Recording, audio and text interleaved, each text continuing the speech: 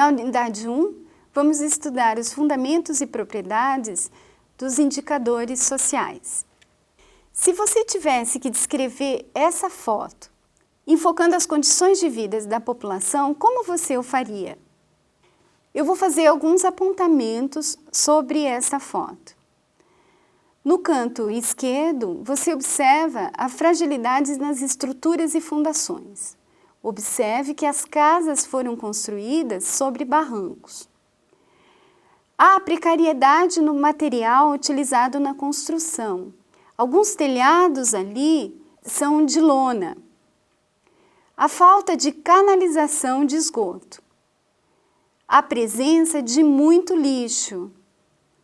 Uma pessoa está no riacho contaminado pelo lixo. Isso indica que há possibilidade dessa água estar sendo utilizada. Com certeza você fez apontamentos diferentes dos meus, mas todos quantitativos. Nós não definimos quantitativamente o nível de pobreza e a quantidade de lixo ali presentes. Será que a realidade social de um local ela pode ser descrita por uma foto ou um vídeo apenas? Se não pode, por que não pode? Bom, cada um descreveu segundo o seu olhar, segundo suas referências de vida. As fotos e filmagens, elas modelizam a realidade social. Isso é, ela compõe uma aproximação da realidade. Elas não conseguem captar toda a dinâmica e a complexidade da população que nós estamos investigando. Ao analisar essa foto, nós podemos ter perdido muitas informações por não termos quantificado essas informações. Então, é necessário desenvolver uma forma padronizada para essa avaliação, de preferência quantitativa. É necessário obter uma medida em geral, como eu já disse, quantitativa, dotada de um significado social, isto é, uma medida de qualidade de vida e bem-estar de uma população. Esta é a definição de indicador. Então, eu vou repetir. A definição de indicador é uma medida quantitativa de qualidade de vida e bem-estar social de uma população. Alguns exemplos de indicadores são proporção de pobres, taxa de analfabetismo, rendimento médio de trabalho, taxa de mortalidade, taxa de ocupação de hospitais e alguns indicadores sintéticos como o PIB, Produto Interno Bruto, e o IDH, que é o Índice de Desenvolvimento Humano. Esses indicadores, eles podem ainda ser classificados de acordo com a temática de realidade social que eles representam. Os indicadores podem ser indicadores de saúde, indicadores educacionais, indicadores de mercado de trabalho, indicadores de segurança pública e justiça. Um exemplo de indicador de saúde é o percentual de crianças nascidas com peso adequado. Outro exemplo é o número de atendimento do SUS. Para os indicadores educacionais, foi colocada aqui como exemplo a taxa de frequência do ensino fundamental.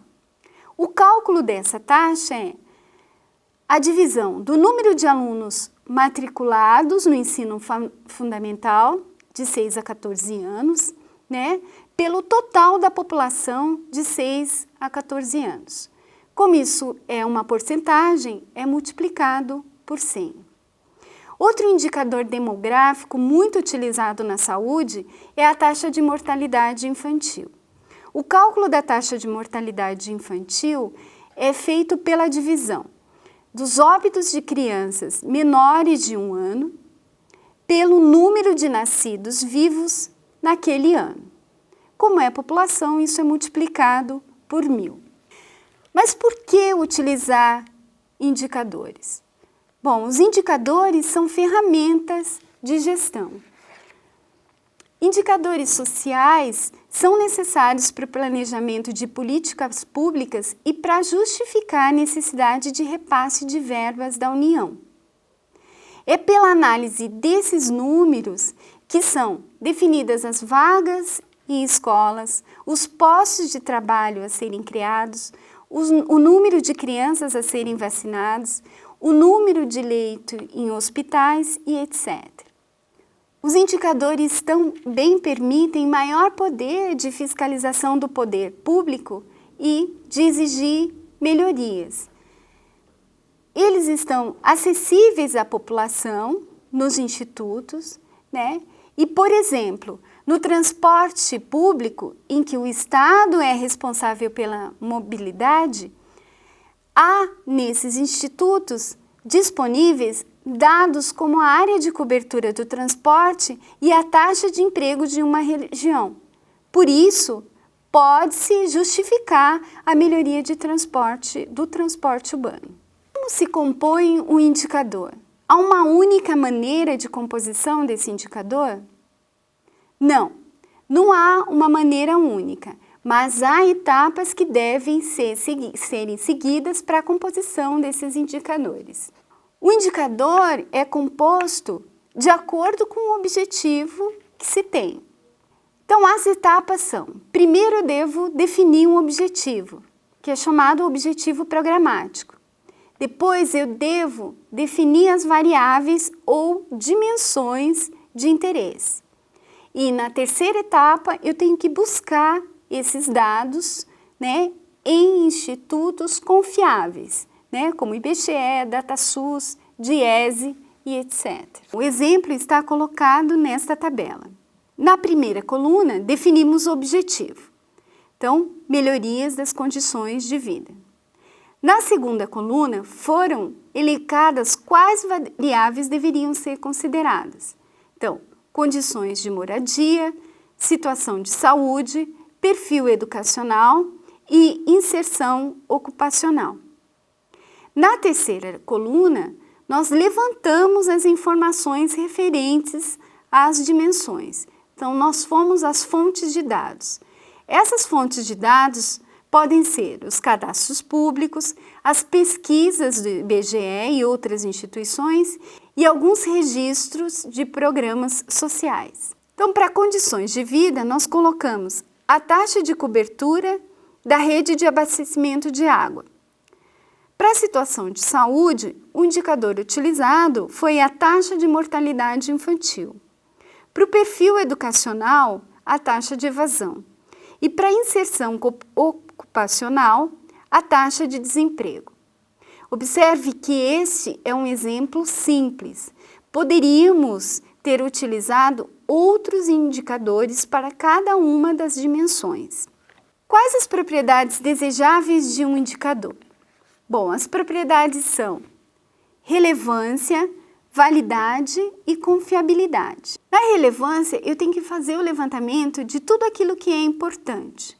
Por exemplo, a taxa de mortalidade infantil, a proporção de crianças com baixo peso ao nascer e a proporção de domicílios com saneamento básico são relevantes para o diagnóstico da saúde de uma determinada região.